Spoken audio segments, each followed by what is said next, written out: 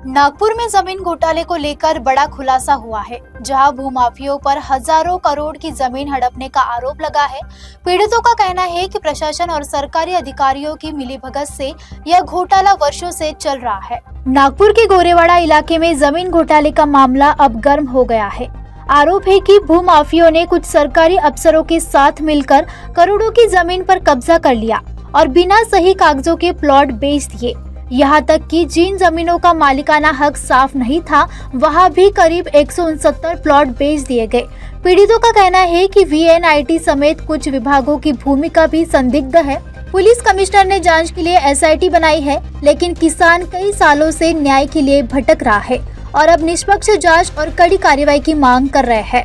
माझा आरोप जो आहे दिलीप गोलवंशी, दीपक दुबे आणि नेताजी कोऑपरेटिव्ह हाऊसिंग सोसायटी यांच्यावरचा माझा मुद्दा आहे की यांनी लोकांच्या जमिनी, जर ज्याची जमीन 20 एकर आहे, 10 एकर आहे, तर त्यांच्याकडून हे 1 एकर घ्यायचे आणि पूर्ण जमिनीवरती लेआउट टाकून विकायचे।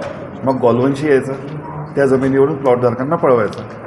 हा मुद्दा व आजही सातबारे जे आहेत कास्तकारांच्याच नावाने आहे। एनआयटीनी जे आहे नेताजीच्या नावाने कसे सातबारे बनवून सँक्शन करून दिली हे सुद्धा माहिती नाही। इकडनं प्लॉटधारक पीडित झाले, तिकडनं शेतमालक पीडित झाले आणि करोडो रुपये, हजारो करोड रुपये या गुंडांनी खाऊन बसलेले आहेत। पण यांच्यावरती कारवाईच होत नाही आणि कारवाईच्या नावाने फक्त एक कलम दाखल होते 420ची, त्याच्यामध्ये हे 2 दिवसात 4 दिवसात सुटून येतं।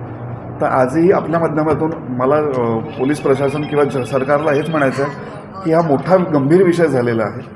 कृपया करून या प्रकरणावरती दखल घेणे खूप गरजेचं झालेलं आहे।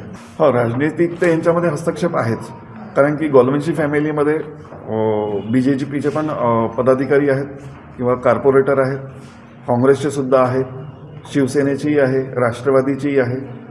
सगळ्या पॉलिटिकल पार्टीच्या यांच्या घरीच एक मेंबर आहेत।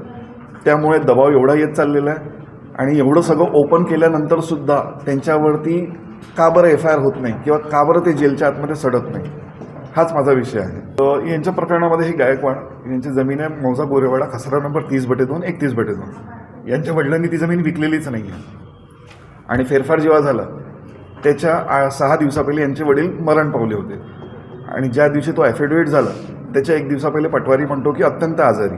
एवढे सगळे प्रूफ दिल्यानंतरही गोलवंशीच्या नावाने आजही सातबारा आहे व SIT जी आहे, SIT पुढील काम करूच शकत नाही आहे, कारण की SIT जे PI साहेब आहेत त्यांच्याकडे 2-2, 3-3 चार्ज असल्यामुळे त्यांचं म्हणणं असं आहे की मला इथे वेळ लागतो आहे तुमच्या जमिनीच्या याच्यासाठी। आणि 4 जानेवारीपासून तर आतापर्यंत 4 जानेवारीला SIT स्थगित झाली या प्रकरणासाठी, पण आतापर्यंत काहीच रिझल्ट नाही भेटलेला आहे। याच्यामध्ये NITचे अधिकारी आणि त्यानंतर रजिस्ट्रार ऑफिस, त्याच्यानंतर सिटी सर्वे हे सगळेच लिप्त आहे। बिना कुठल्या डॉक्युमेंट्स शिवाय, पाहिल्याशिवाय सातबारा, आखीपत्रिका हे न पाहता रजिस्ट्रार कशी रजिस्ट्री लावतो, रजिस्ट्रारवरती अंकुश का बरं नाही आहे, त्यामुळेच हे सगळे प्रकरण वाढत चाललेलं आहे। हे तर 100% आहे आणि तो म्हणूनच आजही मस्त बिंदास घुमत चाललेला आहे। एका प्रकरणामध्ये जानेवारी महिन्यात की फेब्रुवारी महिन्यात गोलवंशीवरती कळमेश्वर पोलीस स्टेशनला 420चा गुन्हा दाखल झाला, त्याच्यामध्ये तो 2 तासामध्येच बाहेर आला। मग एवढा मोठा भूमाफिया असल्यावरती याच्यावरती प्रतिबंधक कारवाई होत का बरं नाही आहे? याला मकोका अंदर का बरं नाही ठेवल्या जात आहे? जी 2017ला जी SIT स्थापित झाली होती त्या SITने सुद्धा हे पेपर का बरं चेक नहीं केले? फिलहाल इस पूरे मामले में प्रशासन की ओर से कोई आधिकारिक प्रतिक्रिया सामने नहीं आई है। जांच के बाद ही सच्चाई स्पष्ट होगी। पीड़ितों की मांग है कि उन्हें जल्द से जल्द न्याय मिले।